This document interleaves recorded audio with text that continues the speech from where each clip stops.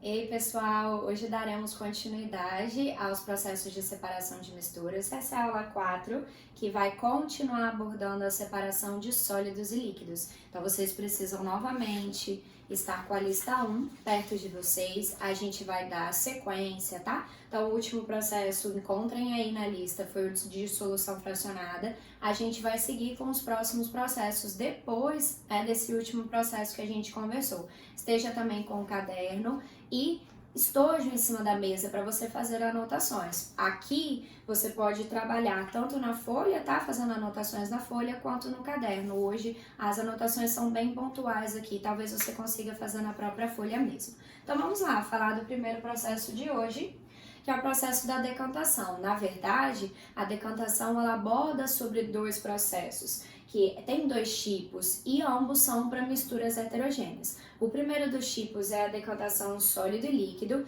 então pensando então em sólidos insolúveis no líquido, já que estamos falando de uma mistura heterogênea. Lembra quando eu falei com vocês que a areia, nos processos que a gente conversou nas aulas passadas, que a areia, por ser insolúvel em água, ela se depositaria no fundo, e aí eu dei dois sinônimos para isso, decantar ou sedimentar? Aí é esse momento que a gente conversa um pouco sobre eles. Então nada mais é, quando a gente estiver falando de um processo sólido e líquido e chamar de decantação, nada mais é do que se depositar no fundo, justamente pela ação da gravidade, por ser mais denso, né? Então é claro que esse sólido ele vai se depositar pela questão também da densidade e por ser insolúvel. Lembrando então que o sinônimo disso é sedimentação. Então um exemplo é justamente isso. Se é uma mistura com água e areia, então lentamente a água ela vai se depositar se a gente deixar esse recipiente em repouso. E o ato de se depositar no fundo então é chamado de decantação ou sedimentação. Outro tipo de decantação é quando tem a decantação líquido e líquido, um processo muito importante esse daqui. Então, lembrando que se a gente está falando de decantação, a gente está falando de processo que envolve mistura heterogênea. Logo, se há dois líquidos, isso quer dizer que obrigatoriamente eles não se misturam, que eles são immiscíveis, tá? E além disso, que eles tenham densidades diferentes. Por quê? Porque eles sendo immiscíveis e eles tendo densidades diferentes, você conseguirá visualizar esses dois líquidos e assim você vai conseguir separá-los. Então, o que eu preciso que você tenha noção? Lembra quando a gente conversou sobre as misturas heterogêneas, que eu falei da galera da água, do time da água? Lembram? Os polares, que eu conversei alguns com vocês. Álcool, o vinagre e a acetona.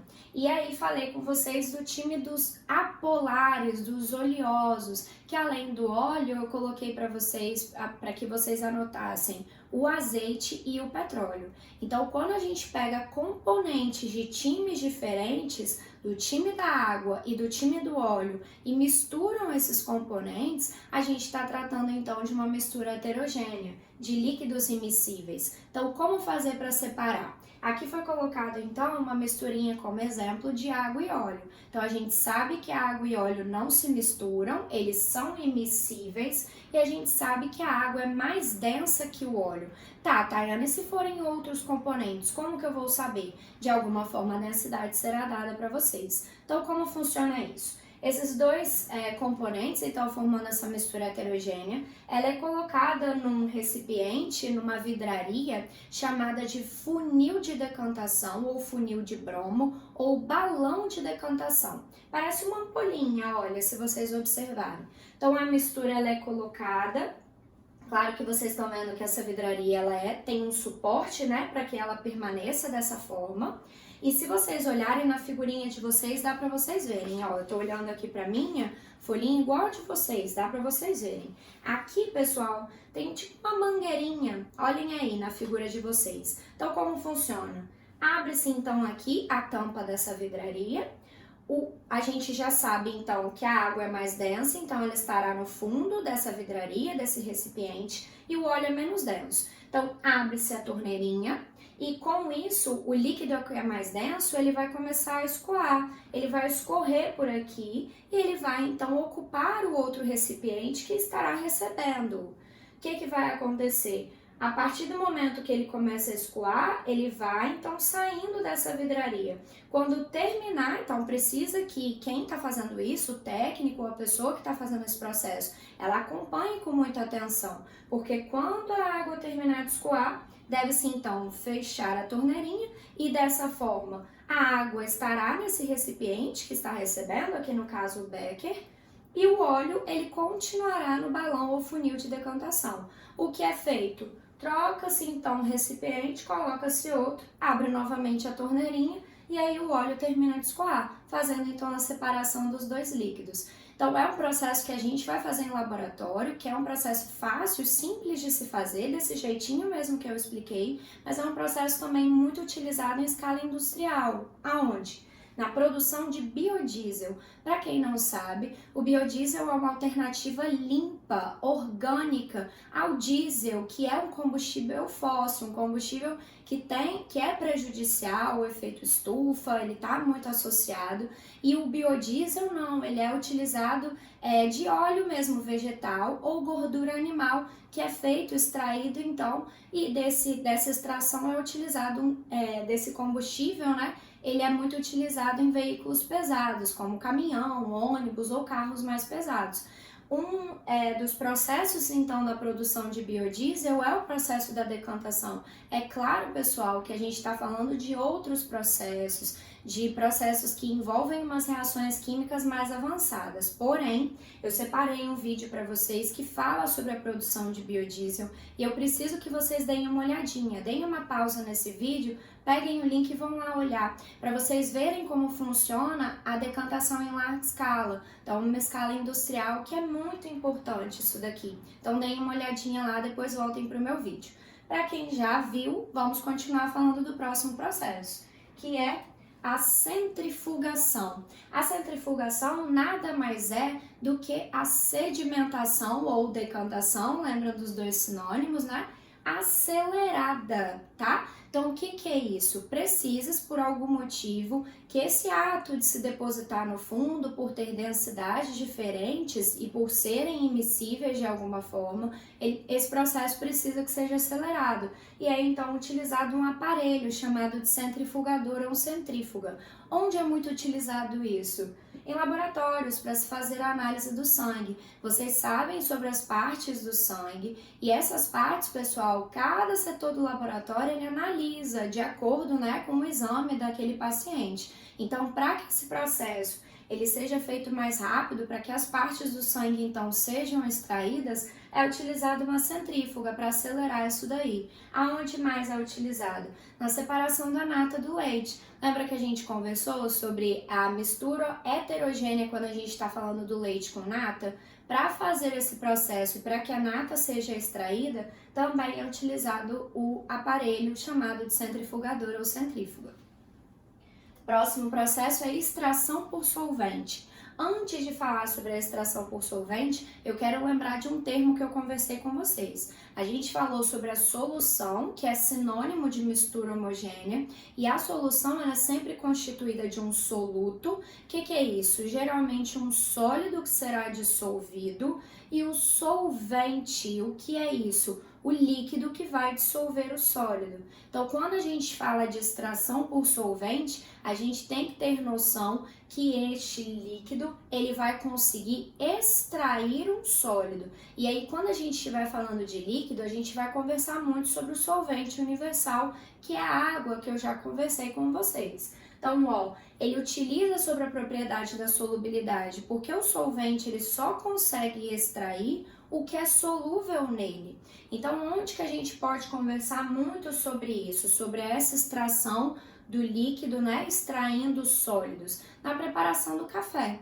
Então, como é feita essa preparação do café? Claro que eu estou conversando aqui, pessoal, do café, o pó de café mesmo, não estou falando já do pó de café solúvel, tudo bem? Naquela preparação que necessita, então, de processos para que seja feito o cafezinho. Então, como é feito? Sólido, então, que no caso é o pó, ele é colocado e o líquido, então, ele é capaz de extrair a parte ali do cafezinho, do pó de café, que é solúvel nele e formar o cafezinho. Como é feito isso? Então, ó, peguei aqui de casa para vocês lembrarem. Se você quiser pegar da sua, veja aí. Com certeza você tem em casa, para você ver como esse processo funciona. Então, é claro que a gente vai conversar da extração por solvente, falando logo sobre o quê? Vocês sabem o que é isso? É um papel de filtro. Então, a extração por solvente geralmente está associada também à filtração, especialmente se a gente estiver conversando sobre a preparação do cafezinho. Então, olha só, vamos relembrar. Então, com certeza vocês já viram isso sendo feito. Sólido, então, ele é colocado aqui no papel de filtro. Ele é acoplado, então, a isso, que é um funil. Então, a gente ainda vai conversar, vou botar esses termos novamente para vocês. E o pozinho, então, de café é colocado aqui. O que é feito depois disso? Com a água que foi previamente aquecida, coloca-se então a água de forma devagar, né? E o que vai acontecer? O recipiente que vai receber essa solução, a água então, ela vai ser capaz de extrair o que é solúvel e o que for solúvel ele vai passar então para o próximo recipiente, formando então esse cafezinho líquido que muita gente toma todos os dias. Só que percebam, não tem uma parte que fica aqui? O que quer dizer isso? Quer dizer que a água não foi capaz de extrair justamente pelo fato do que ficou retido aqui não ser solúvel em água. Então é por isso que utiliza da propriedade da solubilidade. O líquido, então, o solvente, ele é capaz de extrair somente o que é solúvel nele. Só que precisa, então, que o que é insolúvel, de alguma forma, ele fique retido, porque é assim que a gente bebe o café. Ele precisa, então, de ser coado, não é verdade? Então, o que for insolúvel, ele vai ficar retido, acoplando, então, esse processo, né? E associando o processo da extração por solvente ao outro processo, que é o processo da filtração. Então, ó, botei uma figurinha aqui, na verdade não é uma figurinha, uma animação, para vocês verem melhor isso daí. Ó lá, como acontece isso. A água, então, ela quente, ela vai passar, então temos o funil aqui, o papel de filtro, e ela vai ser capaz, então, de extrair o que for solúvel, preparando, então, um cafezinho que muita gente toma todos os dias. Mas percebam, a extração por solvente, então, ela tem que estar associada à filtração. Por que a filtração? Porque a filtração é um processo mecânico que ele consegue reter o que é insolúvel e passar então apenas o que for solúvel, apenas aquela mistura homogênea que vai ser formada. Então, além disso, a gente pensa no sólido disperso, tanto no líquido quanto na mistura que é gasosa. Por que isso? Uai, o filtro do ar-condicionado, não é verdade? Quando a gente olha o filtro, quem já olhou, já viu a limpeza de um filtro de ar-condicionado? Se deixa muito tempo, fica bem sujo se vocês observarem. Então, o que o filtro tem capacidade? De reter o sólido, de reter aquele sólido daquela mistura que não se deseja que esteja ali. Então, além do filtro, né, que a gente conversou da preparação do café e ficar retido aqui o que não se deseja, um outro exemplo é o filtro do ar-condicionado, que retém aquelas impurezas, as sujidades, né, para que o ar ele fique mais limpo, vamos dizer assim, mais homogêneo. Onde a gente tem mais a filtração também? Filtro de água, né? A água, quando passa, apesar de passar por toda a extração de tratamento, a gente sabe que para a gente consumir essa água, beber, é necessário que esteja um filtro associado também, que ele consiga reter então esses sólidos que estão formando uma mistura heterogênea e que não se deseja que isso aconteça. Então, ó, a gente sempre pensa numa superfície porosa. Esse daqui, esse filtro, é só um exemplo, tá? Então, é um exemplo que vocês provavelmente têm em casa, por isso eu tô associando bastante isso daí. Então, ó, vamos trazer para o esqueminha. Então, digamos, vamos trocar um pouquinho a história do café, vamos conversar sobre a água e a areia. Digamos, então, que a gente tem uma mistura, claro que heterogênea, formada de água e areia. Como funciona isso? Tem-se um funil, então existe um funil também de vidro, que também ó, tem um suporte para deixá-lo dessa maneira. O funil, então, ele sempre é associado ao papel, porque o filtro, né, no caso aqui o papel, é o responsável por reter quem está deixando aquela mistura heterogênea, o sólido e insolúvel. Ele vai, então, quando a gente passa essa mistura pelo filtro, o filtro ele consegue reter o que a gente chama então de resíduo. Então, o que fica retido no filtro, o sólido retido ali, é chamado de resíduo. E o que vai passar então pelo filtro? O filtrado, a mistura homogênea, então o que se deseja obter. No caso da água e areia, a areia então seria o resíduo e o filtrado seria a água, tudo bem? Então esse é o processo da filtração. Vamos ao último processo de hoje, que é o da evaporação. Eu conversei um pouquinho com vocês sobre o que era evaporação na aula 3, em que eu dei o exemplo para vocês de uma mistura em que se necessitava fazer a dissolução fracionada. E depois disso, deixou-se então aquela mistura em repouso para que fosse feito então o processo da evaporação. O que quer dizer então isso, gente? Nada mais é do que o próprio nome quer dizer, do que significa a evaporação, que é uma mudança de estado físico. O estado líquido, então, passa por um processo endotérmico, lembram disso? E então o líquido é transformado para o estado gasoso, para o estado de vapor. Então aqui, pessoal, a gente sempre tem que pensar em uma mistura que ela é deixada em repouso para que este processo seja feito. Então é um processo, lembra, que a gente não consegue controlar, tudo bem? Então, lembrando que a evaporação, a gente sempre tem que pensar na evaporação eliminando o líquido, uma vez que as partículas gasosas elas se dispersam e a gente já não vai tê-las mais ali. Então, no recipiente vai restar apenas o sólido, porque o líquido ele vai evaporar. Então, ele é utilizado nessa sequência de procedimentos, mas a evaporação também é muito utilizado nas salinas. Então, o que são as salinas? As salinas são as indústrias, vamos dizer assim, responsáveis para se obter o sal de cozinha. Então, de onde o sal de cozinha é extraído? Da água do mar. Então, eu convido vocês a olharem também o link que eu botei para vocês lá no roteirinho de atividades, que tem a produção das salinas demonstrada, um vídeo bem rápido para vocês olharem, um vídeo bem legal, inclusive, que ele vai mostrando os processos de como é feita essa extração. Então, a evaporação é muito lembrada quando a gente trata sobre as salinas, dessa extração do sal de cozinha, claro que passando por processos de purificação e outras etapas, mas o sal de cozinha é extraído a partir disso.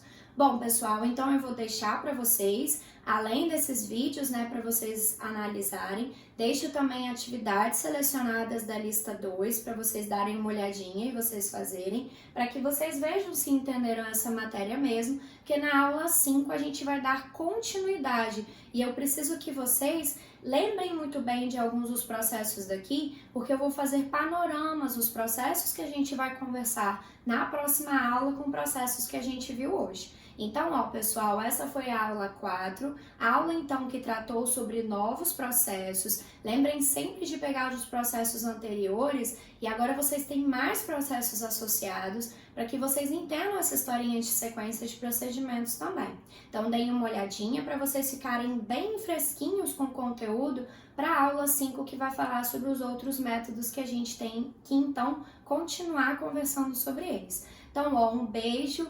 Ótimo estudo, ótimos estudos para vocês e até a próxima aula. Tchau, tchau!